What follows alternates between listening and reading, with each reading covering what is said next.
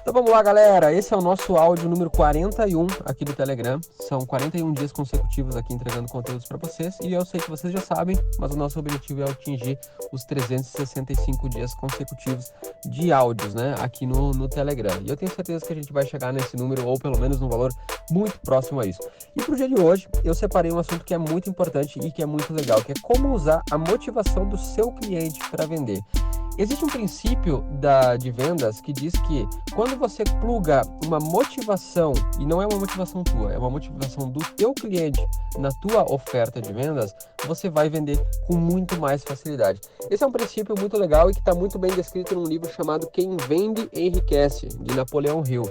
É o mesmo autor de Quem Pensa Enriquece, que talvez você já conheça, e quem sabe até o Quem Vende Enriquece você já conhece também. Depois eu vou deixar a foto dele aqui embaixo aqui no grupo para vocês verem. E aconselho que vocês leiam esse livro, porque esse livro vai ajudar muito vocês a melhorar as habilidades de vendas de vocês. E vocês já sabem que a gente vende, a gente já falou sobre isso, a gente vende desde o momento em que a gente nasceu, né? Quando a gente nasce, a gente tem fome, o que a gente faz? A gente chora. E aí o que a gente recebe? A gente recebe leite, a gente recebe carinho, a pessoa vem lá e troca a nossa fralda, enfim, né? Desde o momento que a gente nasceu, um recém-nascido já é uma pessoa que já sabe vender o seu interesse, né? A partir do choro, por exemplo. Então, vender é algo extremamente necessário nas nossas vidas e que vai ser usado nas nossas vidas até o final das nossas vidas, né? A gente vende as nossas intenções, vende os nossos sentimentos, vende as nossas ideias, vende o nosso produto, vende o nosso serviço e assim por diante na vida inteira. E agora, como é que você faz para usar a motivação do teu cliente para vender para ele? Eu vou usar uma história, eu vou contar uma história para vocês aqui que está descrita nesse livro que eu falei para vocês, para exemplificar como é que isso funciona. Mas esse é um princípio de vendas. Quando você conseguir plugar na tua oferta uma motivação que está na cabeça do cliente e você conseguir pintar um quadro na cabeça dele de que essa motivação pode acontecer, de que a realização desse sonho, desse desejo que ele tem pode acontecer na vida dele, quando você pluga essa motivação na cabeça dele, você com certeza aumenta muito as suas possibilidades de sucesso no teu objetivo, na tua venda, né? E essa história que eu vou contar para vocês é a história de um reitor de uma universidade de Chicago chamado Harper. Em um determinado momento, essa universidade aí, ela precisava de um prédio novo lá no campus, né? E esse prédio iria custar $1 milhão. E mesmo com todo o orçamento da universidade para o ano inteiro, não seria possível bancar essa obra, né? Uma obra de $1 milhão ficava muito pesado para a universidade, não teria como fazer. E esse cara, esse reitor chamado Harper, ele era uma pessoa que tinha estudado muito bem as motivações humanas, né? E que tinha aprendido a usar isso para gerar negócios. E ele decidiu que ele queria alcançar esse montante, atingir esse valor de uma vez só. Ele não queria ter que ficar pedindo para 5, 10, 20, 30 mil pessoas aí para conseguir devagarinho juntar esse dinheiro. Não, ele queria todo o dinheiro em uma tacada só, né? Aí o que ele fez? Bom, ele bolou uma estratégia, que é o que eu vou contar para vocês aqui agora. Então se liga só que é muito legal o que ele fez. Olha só o que ele fez. Bom, a primeira coisa, ele pensou assim, como que eu vou fazer, né? Eu preciso atingir quem? Eu preciso de pessoas milionárias, né? Pessoas que tenham condições de bancar essa obra.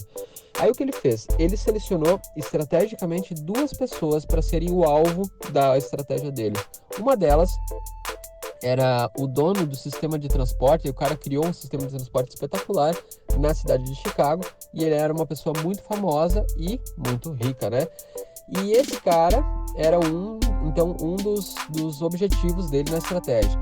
E a outra pessoa que ele tinha como alvo, como objetivo, era um político que também era muito rico, muito bem sucedido, mas que existia aí por trás aí algumas histórias de corrupção, enfim, né? Ele enriqueceu por maneiras aí questionáveis, vamos dizer assim. E ele sabia que esses 2 caras, o político e o dono do sistema de transportes, eram inimigos, né? Eles não se gostavam de forma alguma, principalmente até porque o político uma das fontes do enriquecimento dele havia sido fraudes no próprio sistema de transporte, né? Então isso feria diretamente os interesses do dono do sistema de transportes, né? Então essas foram as duas pessoas que ele selecionou para usar a estratégia dele. Então pensa bem, olha, já começa por aí. Ele selecionou 2 inimigos, né? 2 inimigos não necessariamente declarados, mas que eram inimigos, né? Aí o que ele fez? Aí ele pensou por vários dias em como que ele ia orquestrar a estratégia dele, como é que ele ia conseguir fazer para ter acesso a essas pessoas. E a abordagem dele aconteceu com quem? Com o dono do sistema de transporte. Aí, para ir abordar esse cara, para ir lá falar com ele, a primeira coisa que ele fez foi escolher estrategicamente o horário do meio-dia. Por que o horário do meio-dia, né? Por quê? Porque ele pensou o seguinte: na hora do meio-dia existe uma probabilidade muito grande de que a secretária não esteja lá, ou seja, não vai ter uma barreira já no início, né, já na entrada do escritório do cara lá, então já não ia ter uma barreira ali limitando o acesso dele até o cara. E provavelmente, como é a hora do meio-dia, esse cara também vai estar sozinho, né? Então já foi o segundo ponto inteligente que ele usou na estratégia dele. Primeiro, ele selecionou estrategicamente 2 inimigos, que vocês já vão entender a importância que isso teve na história dele. E selecionou o momento certo, né? O momento certo para ir conversar com esse cara. Então, e foi o que ele fez. Depois de algumas semanas aí se planejando, criando bem a estratégia dele, ele apareceu lá do meio-dia, realmente não encontrou a secretária lá e entrou. E bateu no gabinete desse cara, no dono dos transportes, e chamou ele e disse: olha, me desculpa, eu vi que a sua secretária não estava aí, mas então eu acabei tomando a liberdade de entrar, eu sou o reitor da universidade e tal, e eu passei aqui para falar de um assunto que foi uma ideia que eu tive aí nos últimos dias e que eu gostaria de compartilhar com o senhor. E aí o dono lá do sistema de transporte disse para ele: claro, beleza, pode sentar aqui, senta aqui, vamos conversar um pouquinho. E aí ele disse assim: não, olha, eu tô com muita pressa, então eu não vou nem sentar, eu só vou te falar rapidinho o que eu tenho para te dizer, porque eu já tenho que ir. Olha o que ele tá mostrando aí, ele tá mostrando desapego, ele não tá com desespero, ele não tá ali porque ele tá vendendo uma coisa que, nossa, meu Deus, eu preciso de dinheiro e tal, não. Ele tentou demonstrar total desapego com a causa, ele só queria passar uma informação, uma coisa que ele achou importante, e já estava indo embora. E daí ele disse assim: bom, o que acontece? Eu sou um grande fã do seu trabalho, eu conheço muito bem o seu sistema de transporte e acho ele um dos melhores do país, e eu acho isso realmente muito legal. Então, aqui o que ele fez? Aqui ele quebrou o gelo, ele quebrou as barreiras entre ele e o cliente em potencial dele, né? Ou entre o alvo dele em potencial. Ele baixou a guarda do dono do sistema de transporte. Ele fez um elogio dizendo: olha, eu gostei muito do seu trabalho, eu gosto muito do sistema de transporte que você criou, e para mim ele é o melhor do país. Então ele baixou a guarda do cara, né? Aí depois ele disse assim: porém, o que está acontecendo, o que eu acho que pode acontecer é que, apesar de você ter um sistema de transporte tão legal, você ter criado uma estratégia tão legal de transportes, em algum momento o seu nome vai se perder pela história. As pessoas não vão mais lembrar que foi você que fez isso e você vai ser esquecido. E eu tive uma ideia que pode fazer com que isso mude, com que você consiga ter o seu nome perpetuado ao longo dos tempos, né? A ideia que eu tive é que você poderia ter o teu nome em um edifício lá um prédio novo, um prédio de granito, lá do campus da universidade, e que você poderia construir esse edifício lá e esse edifício levar o teu nome. E assim, mesmo depois do sistema de transporte, mesmo depois da sua morte, mesmo depois que o seu sistema for ultrapassado por outras pessoas, o seu nome ainda vai ser perpetuado por toda a eternidade, por todo o tempo em que o campus existir, o seu nome vai estar sendo perpetuado lá, né? Então você vai conseguir ter o reconhecimento que você quer.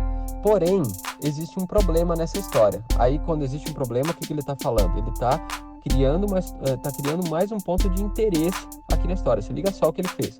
Aí ele disse assim: porém, existe um interesse da nossa diretoria, da diretoria lá da escola, do campus, da universidade, de que essa mesma oferta, esse mesmo benefício seja feito para a pessoa X. Quem era a pessoa X? O político corrupto, que é inimigo desse cara. E aí existe uma divisão aí na diretoria. Algumas pessoas concordam, mas outras pessoas querem que seja o político que receba essa oportunidade. O que ele está fazendo aí? Ele está lidando com o interesse direto do dono do sistema de transporte, né? Ele está falando que essa mesma oportunidade está sendo oferecida para o inimigo dele. E aí ele disse assim, olha, e eu tô pensando numa ideia de como que eu posso fazer, de como que dá para fazer para que esse benefício seja seu e não do dono do político corrupto lá, que eu não vou dizer o nome porque eu também não sei, ele não conta na história. E não para aquele cara, eu gostaria que fosse para você. Mas só que eu não consigo encontrar uma solução para que isso aconteça. Então, se você conseguir pensar em alguma coisa, você liga para o meu gabinete e me dá uma ideia, que aí eu vou conversar com a diretoria para ver se a gente consegue só fazer isso acontecer. E pegou e foi embora. Vocês viram como ele fez total desapego? Ele não tentou empurrar nada, ele não chegou lá e disse, olha, eu sou o reitor da universidade, eu preciso de $1 milhão, eu sei que você tem dinheiro, e eu sei que você lida com casos sociais e tudo mais, então eu sei que você vai ter o dinheiro e seria muito legal você dar alguma coisa para a sociedade. Não fez nada disso. Ele foi direto nos interesses de quem? Nos interesses do dono do sistema de transporte. E ele disse assim, olha, eu sei que você fez um trabalho muito legal e que seria muito legal perpetuar o teu nome na história, né? E eu pensei numa ideia que pode fazer isso acontecer. E aí, totalmente desapegado, ele foi embora, lançou a ideia e foi embora. No outro dia, quando ele chegou no gabinete dele, o dono do sistema de transportes já tinha ligado para ele 3 vezes para tentar falar com ele. E daí, na terceira vez, ele conversou com o cara lá e disse, ó, então vem para cá, vamos marcar uma reunião. E no outro dia de manhã, quando ele chegou no escritório dele, na universidade, o dono do sistema de transporte já estava lá esperando ele. E nessa estar lá esperando por ele, ele disse numa conversa que teve lá entre eles, que não se sabe exatamente o que rolou dentro da conversa, porque foi uma conversa particular, mas ele disse, olha só, eu vou doar um cheque de $1 milhão para você construir o prédio então que você precisa, e desde que o meu nome esteja lá na porta, na parede, seja o nome do edifício, né, enfim. Então veja bem, o que aconteceu? Daí esse diretor da universidade, o reitor da universidade, foi lá, conversou com a diretoria e a proposta foi aceita. O dono do sistema de transporte doou o cheque e o prédio foi construído. O que ele conseguiu? Ele conseguiu realizar o objetivo dele. Ele conseguiu um doador de $1 milhão para construir o prédio da universidade, que era o objetivo dele. E para isso, o que ele fez? Ele lidou diretamente com a motivação do cliente em potencial dele. Que na verdade, nesse caso, foram 2 motivações, né? Primeiro, o desejo de fama e de poder, que era um desejo muito forte dele. E o segundo, o desejo de vingança, porque isso ia fazer com que ferisse diretamente o nome, né? É uma questão de ego, né? Ele ganhar do político corrupto que era o inimigo dele. Então, veja bem, o que ele fez? Ele lidou diretamente com a motivação do cliente, com o que leva o cliente a tomar uma decisão de comprar. Então, ele entendeu muito bem quem era o público-alvo, ele estudou o público-alvo, ele orquestrou uma estratégia para mostrar para esse público-alvo que existe uma motivação por trás de tudo, e ele disse, olha, eu consigo te ajudar a atingir essa motivação através de tal e tal coisa. No caso dele, a venda dele foi um prédio. Ele, né, literalmente, ele ganhou um prédio de $1 milhão para colocar dentro da universidade dele. Então essa é a grande sacada para nós, né, para todos nós dentro dos nossos negócios, entender o que motiva os nossos clientes a comprar, né? Existem 9 motivações básicas, entre elas aí tá aí a vingança, então tá a motivação do amor, né?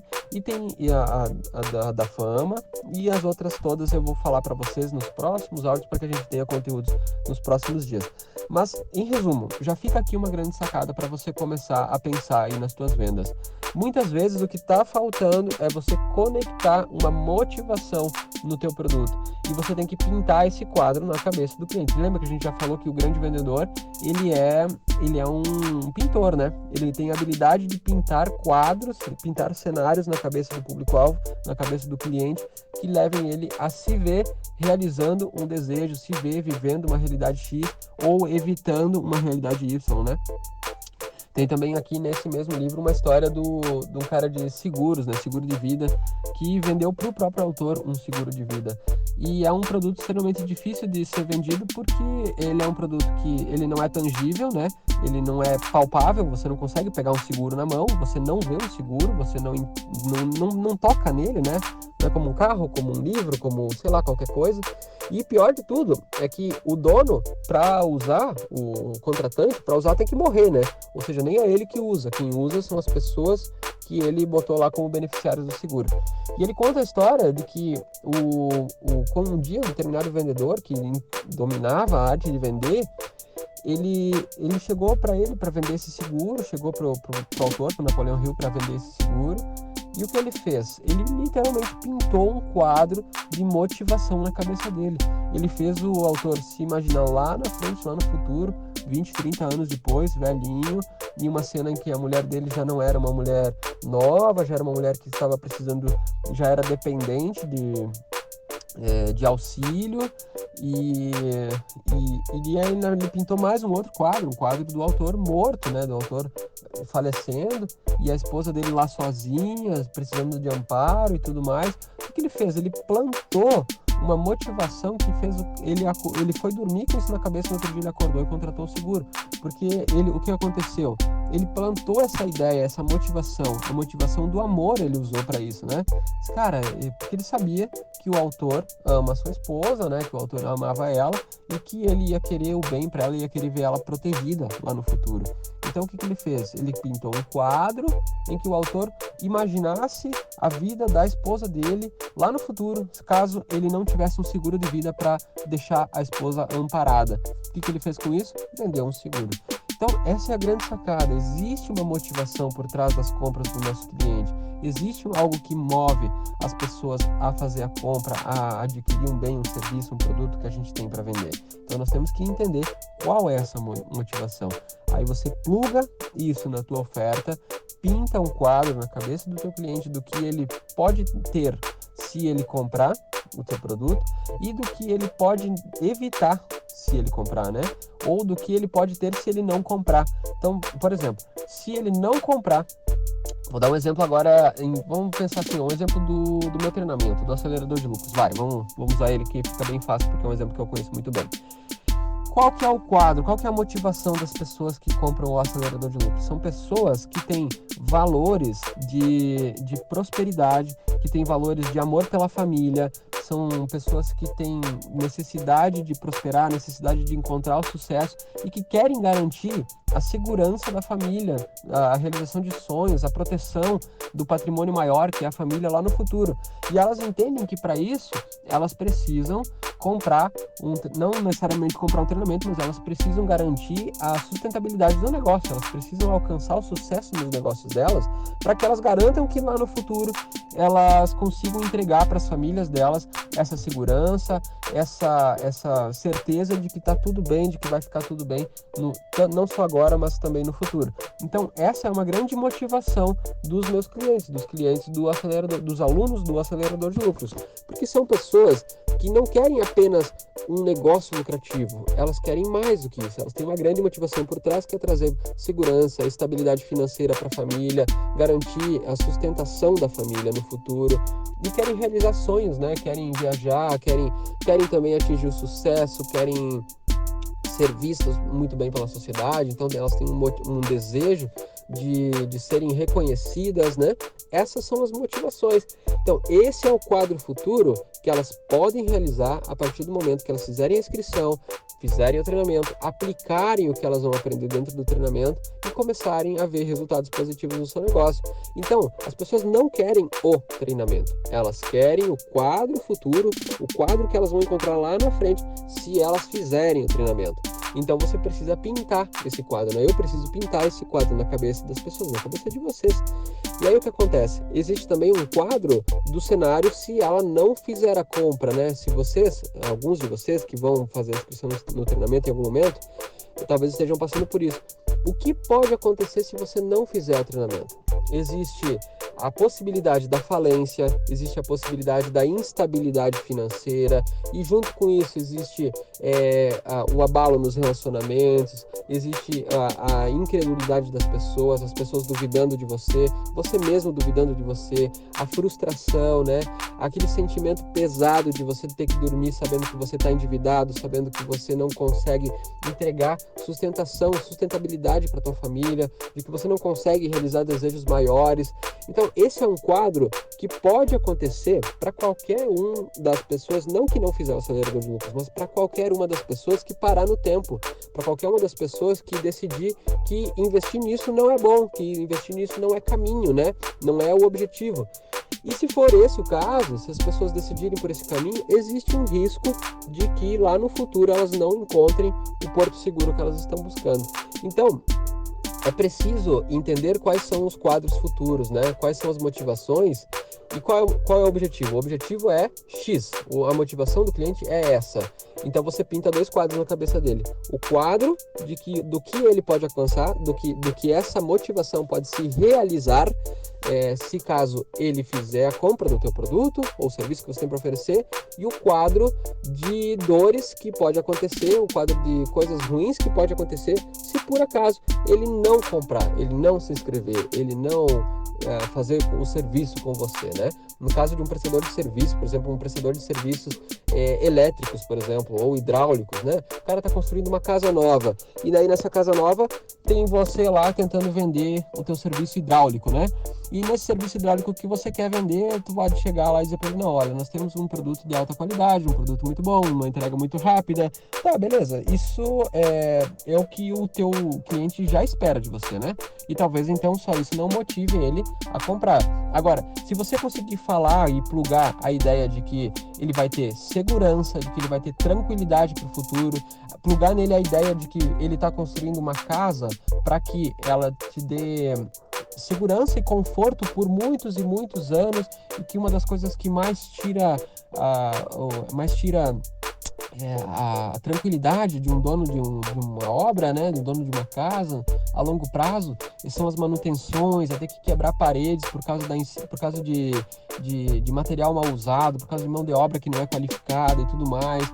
Então, que existe a possibilidade de ele evitar tudo isso, se ele estiver contratando mão de obra que realmente seja especializada, e também se ele tiver a garantia de que o material que está sendo usado é de altíssima qualidade. Então, lá no futuro, em 5, 10 ou 20 anos, ele está evitando um problema muito grande que em algum momento vai ficar evidente, em algum momento vai ser aparente e vai gerar um transtorno enorme. Olha só qual é a diferença nessa história, né? Uma coisa é você dizer, não, eu uso produto de qualidade, eu tenho mão de obra qualificada. Mas isso, você está falando de você. Você não está plugando nessa oferta um interesse do teu cliente, um interesse do teu público-alvo, né? Quando você começa a falar no que pode gerar de bom lá no futuro para ele, no sentido de conforto, no sentido de segurança, no sentido de você ter menos incômodo, né, mais tranquilidade, opa, legal. Aí você está lidando com interesses, com coisas que possivelmente podem motivar o teu cliente a comprar de você. Então essa é a grande sacada. Olhe para dentro do teu negócio, entenda bem o teu público-alvo e pense o que motiva as pessoas que compram de mim a comprar. Pense assim, você como usuário do teu produto, quais motivos te levariam a comprar esse produto? Quais são as sensações, quais são os sentimentos que motivam você a comprar o teu próprio produto? Né? Por que você compraria o teu próprio produto? E aí você começa a pensar nisso e começa a mudar um pouco a tua oferta, mudar um pouco a tua forma de se comunicar. Em vez de você falar do produto, meu produto é isso, e ele tem isso, Começa a falar mais do teu cliente, começa a falar mais pluga um cenário na cabeça dele. Fala do que ele vai alcançar, do que ele vai realizar se ele comprar de você e do que ele vai evitar. Ele vai evitar tal e tal problemas se ele comprar de você. E se ele não comprar, existe uma grande chance de ele ter esses problemas que ele poderia evitar comprando de você. Então, enfim, é um exercício, é um trabalho, e a gente vai falar muito mais sobre isso nos próximos áudios. Eu vou, com o passar do tempo aqui, entregar vários, vou falar mais sobre esses motivos, sobre esses 9 motivos, e a gente vai falar muito sobre vendas. Mas é um exercício, comece hoje. E eu vou deixar aqui a foto do livro para você, se você quiser comprar esse livro, compre, porque ele é muito bom, é muito legal, e tem umas sacadas, tem um conhecimento sobre vendas que é fenomenal e vai ajudar muito vocês aí, tá bom? Galera, então tenham todos um ótimo dia, um grande abraço, vejo vocês aí amanhã no nosso áudio do dia 42, e se você estiver ouvindo esse áudio no YouTube ou no Spotify, significa que ele virou um podcast, então inscreva-se, adicione as suas playlists, inscreva no canal do YouTube, clica no sininho para receber as notificações e clique aqui embaixo em algum link que você vai encontrar aqui para entrar no canal do Telegram e ouvir áudios como esse todos os dias e conheça os meus treinamentos que também estão descritos aqui embaixo na descrição desse vídeo para vocês. E para vocês aqui no Telegram, galera, um grande abraço, até o próximo dia, amanhã eu vejo vocês aqui no dia 42 e esperem que venha muito conteúdo bom aí para 2020. Até mais, valeu!